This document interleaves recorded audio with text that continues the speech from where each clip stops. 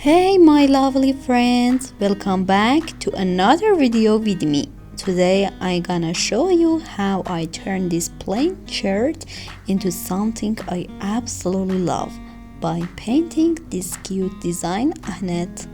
You'll find the full list of material I use in the description box below. I wasn't really into the original design on the shirt, so I give it a little makeover and I'm super happy with the result. Here's my first sketch of the idea I have in mind for this t-shirt painting. Let me know in the comments, have you ever tried paint on clothes? If you enjoyed this video, don't forget to like, subscribe and check out my other video for more content like this.